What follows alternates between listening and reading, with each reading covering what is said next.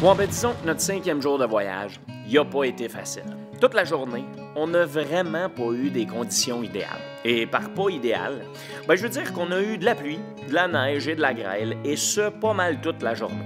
À part quelques petits moments d'accalmie qui nous ont permis de sortir un peu de la voiture, question de se dégourdir les jambes. Mais tu sais, quand tu es en road trip dans un pays comme l'Islande et qu'il n'y a pas vraiment de grosses villes, ben disons qu'il n'y a pas grand-chose à faire quand il fait pas beau. Et vraiment pas grand-chose à faire.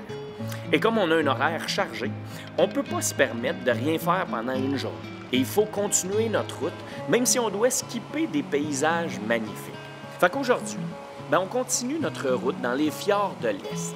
Et on essaye d'apprécier un tant soit peu ce qui est probablement des petits bijoux qu'on voit pas tant que ça, mais qui sont quand même là et qui nous entourent.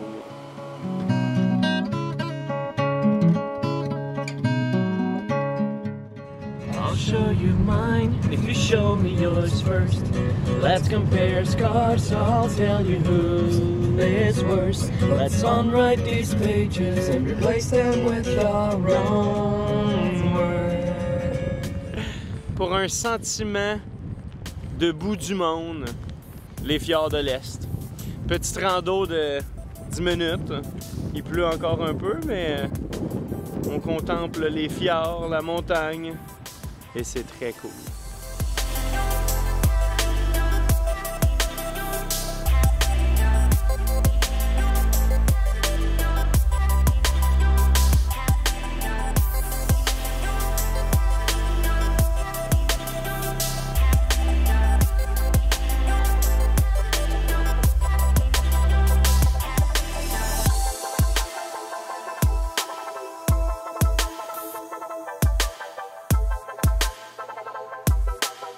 On est quand même chanceux parce que malgré la température de merde qu'on a aujourd'hui, on a un petit répit et on peut sortir à l'extérieur pour aller faire une mini rando cool sur le bord de l'eau dans un environnement plutôt mouillé, mais bien agréable.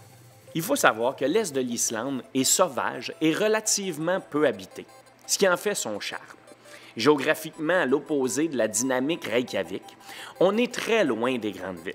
À environ 650 km de la capitale, les fjords de l'Est sont sans conteste le clou du spectacle de la région. Les paysages sont vraiment spectaculaires autour des villages du fjord, adossés à des montagnes abruptes, constellées de cascades. On y découvre aussi des fermes isolées, oubliées.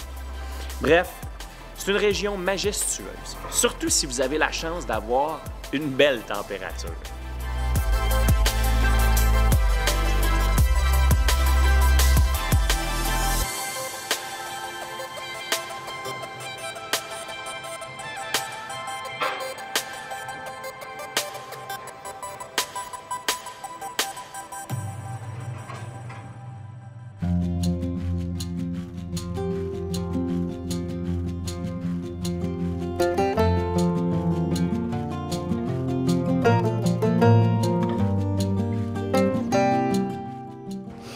La route se poursuit toujours dans les fjords de l'Est et je vous dirais que c'est pas mal un des coins les plus perdus qu'on a fait à date.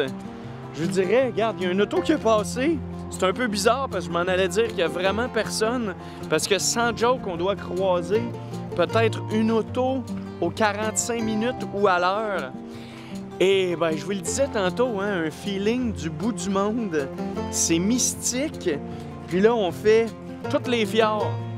Donc, on contourne toutes les pointes une après l'autre.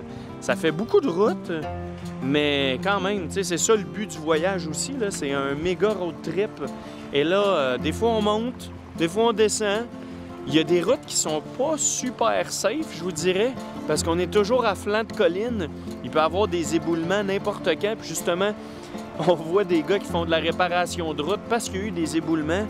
So, faut être prudent.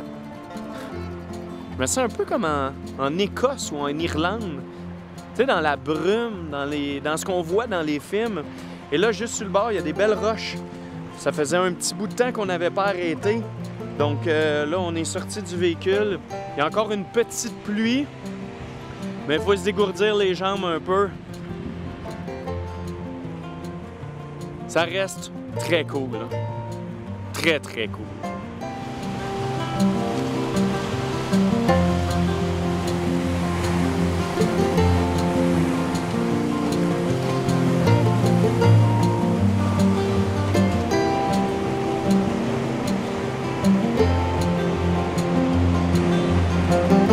Drôle de journée, pareil. Et celle-là, elle n'a pas été facile. Parce que sérieux, la température, ça joue sur le moral. Surtout de conduire dans la pluie, quand tu vois pas grand-chose, quand tu vois pas où tu t'en vas.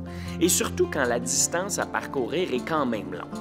Bref, on est vraiment brûlé aujourd'hui, même si on n'a pas fait grand-chose. Mais des fois, la vie nous envoie des petits remontants. Et ce soir, pour la première fois, on va dormir dans un camping ouvert.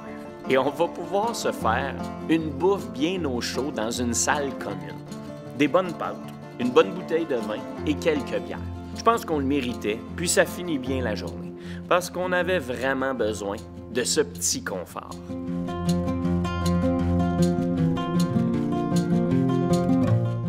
Bon, je vous avoue que c'est peut-être pas la journée la plus excitante à suivre, mais quand même, on avait des belles images, puis fallait les partager. Alors, je vous invite à liker, à commenter, à vous abonner, puis la journée 6 est pas mal plus intense. Alors, continuez à nous suivre.